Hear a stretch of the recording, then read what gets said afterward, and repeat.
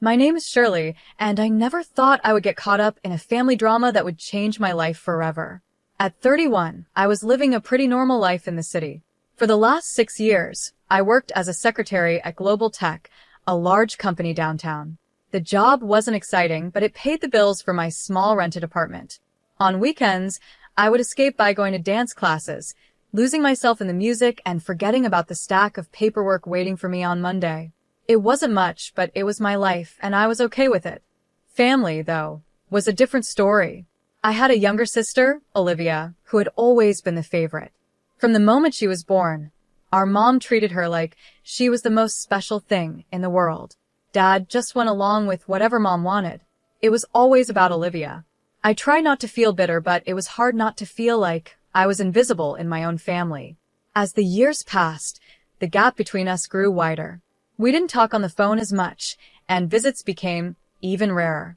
I would see pictures on social media of family events that I wasn't invited to, with Olivia always in the center, smiling with her parents. It hurt, but I told myself that focusing on my own life was better. That's why I nearly dropped my phone when I saw Mom's number on my screen one Thursday evening. I hesitated before answering, preparing myself for whatever drama might be on the other end. "Surely it's your mother." Her voice crackled through the speaker. "Hi, Mom," I replied, trying to keep my voice calm. "Is everything okay?" "Your father wants to see you," she said, getting straight to the point. "Can you come to the house this weekend? Monday at 4 p.m., don't be late." And with that, she hung up. I stared at my phone, feeling a mix of emotions inside me. What could be so important that Dad wanted to see me after all this time? Part of me wanted to ignore the invitation to protect myself from the disappointment I knew was coming, but curiosity got the better of me. I decided to go, if only to find out what was happening. As I stood outside my parents' expensive home that Monday, I took a deep breath. The house looked just the same as always, a symbol of my parents' success, and a reminder of the life I never quite fit into. I rang the doorbell, half expecting no one to answer, and half hoping no one would. The door opened, and there stood my mother, her face showing polite indifference. "You're here," she said, stepping aside to let me in. Everyone was in the living room. My father sat there, looking pale and tired. My sister Olivia and her husband Kevin were also there. The room was filled with tension, with unspoken words and hidden motives hanging in the air.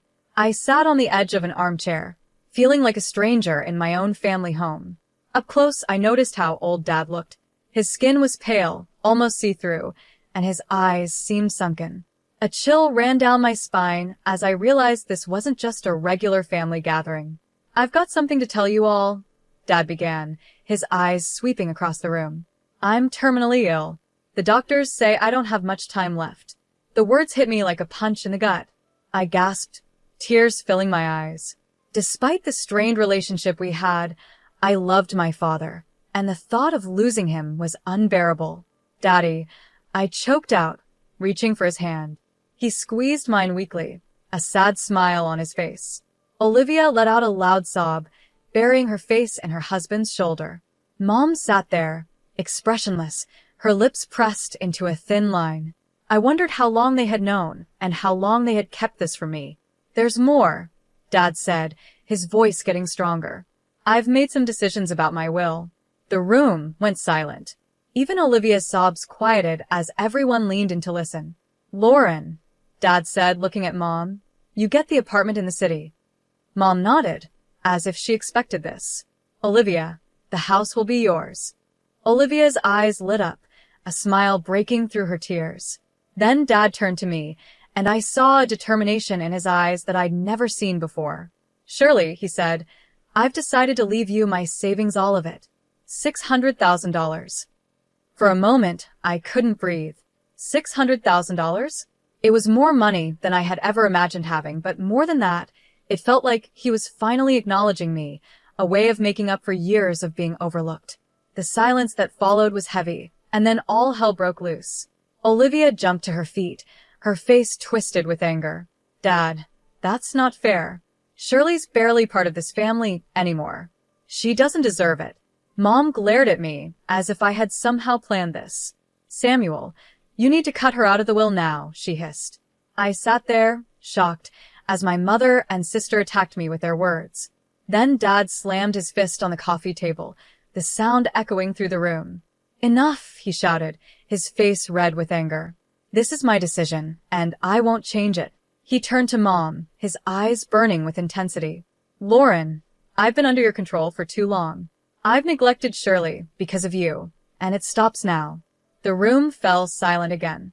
I looked at my father, seeing him in a new light. For the first time, he was standing up for me. Dad turned to me, his anger softening into sadness. Shirley, can you ever forgive me? I've been a terrible father to you. Tears streamed down my face as I moved toward him, wrapping my arms around his frail body. I forgive you, Dad, I whispered. I love you. We held each other for a long time, years of pain and misunderstanding melting away. When we finally let go, Dad looked exhausted. I need to rest now, he said, slowly getting to his feet. Shirley, thank you for coming. As Dad left the room, the atmosphere changed. Mom stepped forward, her face filled with barely hidden fury. Listen here, Shirley. You need to do the right thing and give up your share of the inheritance. No, I said, my voice stronger than I felt. I won't give it up. Dad wants me to have it, and I'm going to respect his wishes. Olivia's face twisted with anger as she stepped closer, jabbing her finger at my chest. You'll regret this, Shirley. Mark my words. Over the next 3 weeks, my phone buzzed constantly with messages from Mom and Olivia, each one demanding that I give up the inheritance. Their tone grew more hostile and threatening with each message.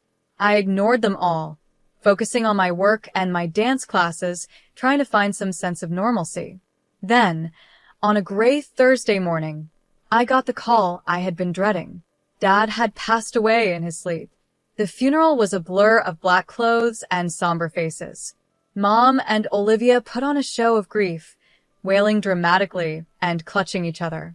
I noticed Olivia wearing a ridiculously expensive necklace and bracelet, the diamonds catching alight as she dabbed at her dry eyes. After the service, we gathered at the house. I watched with disgust as Olivia made a big show of removing her jewelry and carefully tucking it into her purse. As the last guests left, I started gathering my things, eager to get away. That's when everything went wrong. My jewelry, Olivia screamed, her hands flying to her face in fake shock. It's gone. Someone stole it. Mom's eyes locked onto me, full of accusation. Well, isn't it convenient that the only person here all day is the one who stands to gain so much? I felt the blood drain from my face as I realized what they were doing. They were setting me up. You can't be serious, I stammered. I didn't take anything. Olivia's husband stepped forward, his voice dripping with fake concern. Then you won't mind showing us what's in your purse, right, Shirley? I clutched my bag tighter, my mind racing. I knew I was innocent, but I had a bad feeling that wouldn't matter. No, I said firmly. I don't have to prove anything to you. Olivia's husband pulled out his phone. Then you leave me no choice. I'm calling the police. As he dialed, I saw a triumphant smirk flash across Olivia's face. In that moment, I realized just how far they were willing to go to get what they wanted. I stood frozen, my heart pounding, as 4 officers entered the house. Olivia immediately started a tearful story about her stolen jewelry, playing the part of the grieving daughter who had been victimized on the day of her father's funeral. Officers, Olivia's husband said, his voice thick with fake concern, we have reason to believe Shirley may have taken the jewelry. She's refusing to show us what's in her purse. The older officer turned to me, his face unreadable. Ma'am, would you mind opening your purse for us? I felt trapped, knowing that whatever happened next wouldn't end well for me. With shaking hands, I opened my purse. The officer looked inside, and his expression hardened. Ma'am, I'm going to have to ask you to come with us, he said, pulling out Olivia's necklace and bracelet from my purse. The world seemed to spin. This is impossible, I stammered. I didn't take these. I'm being set up. But my protests were ignored. Mom and Olivia started shouting, calling me a thief and a liar, hurling insults that cut deeper than any knife. As the officers led me out, I caught a glimpse of Olivia's smug smile hidden behind her hand as she pretended to cry. At the police station, I sat in a cold, bare interrogation room, still wearing my funeral clothes, trying to make sense of what had just happened. Hours passed, and then the door opened. To my surprise, it wasn't a police officer who walked in, but my mother. She waved off the officer standing guard, insisting she speak to me alone. As soon as the door closed behind her, Mom's attitude changed completely. The grieving widow was gone, replaced by a cold, calculating woman I hardly recognized. "Listen carefully, Shirley," she hissed, leaning in close. "You have one chance to fix this mess. Give up the inheritance, sign it over to Olivia, and all of this will go away, the charges, the scandal, everything." I stared at her, disbelief mixing with a growing sense of betrayal. "You set me up? Your own daughter?" Mom's laugh was harsh and without any warmth. "Oh, please. You stopped being part of this family a long time ago. Now you have a choice. Give up the money, or we'll make sure you go to prison. Think about it, Shirley. A thief who stole from her own sister at their father's funeral, your reputation will be ruined. You'll lose everything." I felt sick to my stomach as the full weight of their betrayal hit me. "No," I said, my voice barely a whisper. "I won't do it. I didn't steal anything, and I won't let you blackmail me." Mom's eyes flashed with anger. "You ungrateful little rat," she spat. "I hope you enjoy prison. Everyone will know what you did stealing from your own family. You'll be nothing but a criminal, a disgrace." With that, she turned and slammed the door behind her. I sat there, stunned, as tears streamed down my face. The reality of my situation began to sink in. Later that night, I was released on bail, stumbling out of the police station into the cool night air. My phone buzzed with a message from my boss at Global Tech. My stomach dropped as I read it. "Shirley, I've heard some disturbing rumors. Until the situation is resolved, I think it's best you take some time off, paid leave, of course. I believe in your innocence, but we need to protect the company's reputation. Take care." I leaned against the cold brick wall of the station, feeling my world crumbling around me. In just one day, I had lost my father, been betrayed by my family, arrested, and now I was on the verge of losing my job. The next morning, I woke up with a renewed sense of purpose. With trembling fingers, I searched online for private investigators nearby. One name caught my attention: Paul Mescal, a former police detective turned private investigator, known for solving tough cases. I made the call, my voice steadier than I expected as I explained my situation. "Miss Daniel," Paul said after I finished, "this is a delicate situation. Family conspiracies are hard to prove, but if what you're saying is true, we'll find evidence. It won't be cheap, though." I thought about the inheritance I was fighting for. Money's not an issue. I need to clear my name and expose what they've done. The last weeks were a blur of secret meetings with Paul, anxious waiting, and sleepless nights. I threw myself into my dance classes on weekends, desperate for any distraction from the constant worry. My phone stayed silent, no calls from work, no more threats from my family. The silence was almost worse than the conflict. Then, one rainy afternoon, my phone rang. It was Paul. "Shirley," he said, his voice serious, "I've got news, but you're not going to like it." My heart sank. "What is it, Paul?" He sighed. "I've been following your mother and sister, trying to catch them talking about the inheritance or the theft, but they're careful, too careful. They never discuss it in public, and I can't legally bug their homes."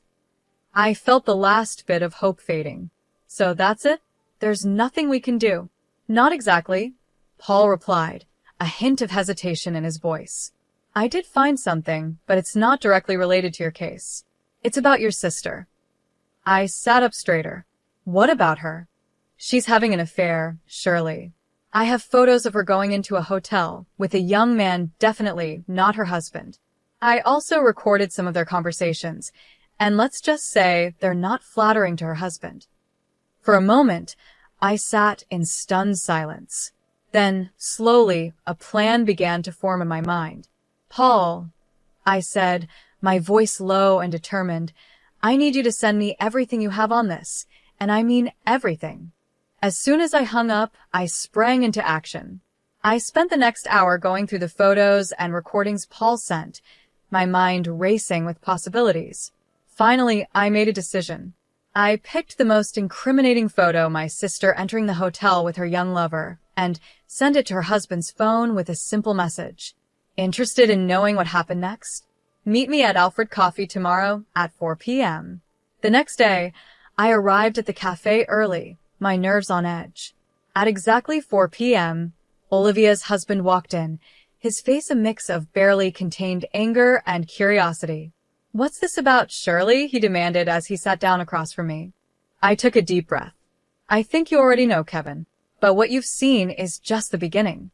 Over the next hour, I laid out everything. I had the photos, the recordings of Olivia laughing at Kevin, mocking his performance in bed, and discussing her plans to leave him once she got the full inheritance. Kevin sat in stunned silence, his face growing paler with each revelation. When I finished, he looked up at me, his eyes blazing with a mix of pain and anger. "What do you want?" he asked, his voice hoarse. I leaned forward. "I want justice, Kevin, and I think you do too. Help me prove that they framed me, and we can both get what we deserve." A few days after my meeting with Kevin, my phone buzzed with a message from him. It contained several audio files. My heart raced as I pressed play on the first one. Olivia's voice filled the air. "Can you believe how easy it was to plant that jewelry in Shirley's purse?" My mother's laughter followed. "I know." The look on her face when the police found it was priceless. "Well, she'll have no choice but to give it up now." I listened to file after file, each one filled with their cold plotting and cruel laughter. A mix of vindication and disgust washed over me. Finally, I had the proof I needed. The day of the will reading arrived quickly. I entered the notary's office with my stomach in knots, but my resolve firm. Mom and Olivia were already there, giving me smug looks. Kevin sat quietly in the corner, giving me a small nod. The notary, a thin man with wire-rimmed glasses, cleared his throat. "Let us begin," he said, unfolding the document before him. He read through the will, detailing the distribution of assets just as Dad had explained that day at the house. As he finished, I stood up. "If I may," I said, my voice steadier than I felt, "there's something I need to address before we conclude." Mom's eyes lit up, and she nodded approvingly. "I'm glad you finally came to your senses, Shirley. I knew you'd make the right decision and give up the inheritance." Mom and Olivia exchanged triumphant glances, their faces beaming with anticipation. But I was about to disappoint them. "I'm afraid you've misunderstood," I said, pulling out my phone. "I think you'll all want to hear this." I pressed play, and the room filled with their voices, gleefully discussing how they had framed me for theft. As the recording played, I watched the color drain from their faces. Olivia let out a choked gasp while Mom sat stiff, her lips pressed into a thin line. When it ended, chaos erupted. "You lying scum," Olivia screeched, lunging toward me. "How dare you?" Mom hissed, her composure cracking. "You ungrateful, scheming." I recorded those conversations. Kevin suddenly spoke up, his voice cutting through the commotion. The room descended into madness. Olivia was screaming at Kevin, Mom was hurling insults at me, and I stood there, watching it all unfold. Silence. The notary's voice boomed, startling us all into quiet. "This is a legal proceeding, not a circus. Everyone will calm down this instant, or I'll have you all removed." As the notary's words echoed through the room, a heavy silence fell. It was broken by Kevin, who stood up abruptly, his face a mask of barely contained fury. "Since we're airing dirty laundry," he said, his voice trembling with anger, "I have something to add." He reached into his jacket and pulled out a photograph, slapping it down on the table in front of Olivia. Olivia's face went pale as she stared at the image. It showed her entering a hotel with a man who was definitely not her husband. "I know everything, Olivia," Kevin spat. "Your affair, your lies, all of it. I'm filing for divorce, and thanks to our prenup, you won't see a penny. In fact, you'll be paying me compensation for your infidelity." Olivia's mouth opened and closed like a fish out of water, no words coming out. Mom looked between Olivia and Kevin, her expression a mix of shock and dawning horror as she realized their carefully constructed world was falling apart. Suddenly, the door to the notary's office swung open, and 4 police officers walked in, their faces stern. Lauren and Olivia Daniel? One of them asked, though it was clear he already knew who they were. Mom and Olivia looked up, tears streaking their faces. "You're under arrest for false accusations of theft and attempted blackmail," the officer continued. "You have the right to remain silent. Anything you say can and will be used against you in a court of law." As the police read them their rights and handcuffed them, I watched with a mix of satisfaction and sadness. This was justice, but it also marked the final end of our family relationship. I walked out of the office behind the police, watching as they placed Mom and Olivia into separate patrol cars. As the sirens faded into the distance, I felt a weight lift off my shoulders. It was finally over. Taking out my phone, I dialed a familiar number. Shirley, my boss's voice came through, sounding concerned. "Is everything all right?" "Better than all right," I replied, a smile in my voice. "I can explain everything now. The accusations against me were false, and I have proof." I gave him a quick rundown of what had happened. As I finished, I heard him let out a low whistle. "Shirley, I'm so sorry you had to go through all that," he said, genuine sympathy in his voice. "But I'm glad the truth came out. Listen, your job is still here whenever you're ready to come back. In fact, I'd be delighted to see you at work as soon as you feel up to it." The weeks following the confrontation at the notary's office were a whirlwind of legal proceedings and life-changing decisions. As the truth came to light, the charges against me were quickly dropped. The relief I felt was indescribable, like a heavy burden I had been carrying for months was suddenly lifted. But for Mom and Olivia, the nightmare was just beginning. They faced charges of false accusation and attempted blackmail. The trial was swift and damning, with the recorded evidence leaving no room for doubt. In the end, they were found guilty on all counts. The judge, a stern-faced woman with piercing eyes, looked down at them from her bench. In addition to the criminal penalties, this court orders Lauren and Olivia Daniel to pay substantial damages to Shirley Daniel for emotional distress and damage to her reputation. The fine was staggering. Mom's face went pale as the amount was read out, while Olivia burst into tears. In the days that followed, I watched from a distance as their lives fell apart. Mom, with no other choice, was forced to sell the apartment Dad had left her. It was a beautiful place in the heart of the city, but now it slipped from her grasp, the proceeds going straight to me as part of the damages. Olivia's situation was even more dire. The house she had been so proud of inheriting had to be sold to cover her part of the fine. I couldn't help but feel a small sense of satisfaction as I remembered Olivia's smug face the day Dad announced his will. But Olivia's troubles didn't stop there. True to his word, Kevin filed for divorce and demanded the compensation outlined in their prenuptial agreement for her infidelity. What little money was left from the sale of the house went straight to him. In just a few short months, Mom and Olivia lost everything: their comfortable lives, their social standing, their financial security. All of it was gone. They were left with nothing but the consequences of their own actions. As for me, I found myself in a position I'd never imagined.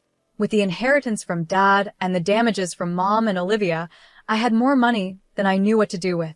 After much thought, I decided to buy a beautiful apartment in a quiet part of town. It was everything I had ever wanted in a home: spacious, bright, and most importantly, it was mine. The rest of the money I invested carefully. I spent hours researching, consulting with financial advisors, and making smart decisions. My goal was to ensure a steady income for years to come, to build the security I had always longed for. As I stood in my new apartment, looking out over the city skyline, I reflected on the turbulent journey that had brought me here: the pain, the betrayal, the fight for justice. It had all led to this moment. I thought of Mom and Olivia, now struggling to make ends meet. Part of me felt sorry for them, but a larger part knew they were facing the consequences of their own choices. They had tried to take everything from me, and in the end, they lost it all themselves. My phone buzzed with a message from my boss, confirming my return to work next week. I smiled, looking forward to getting back to normal, or rather, my new normal.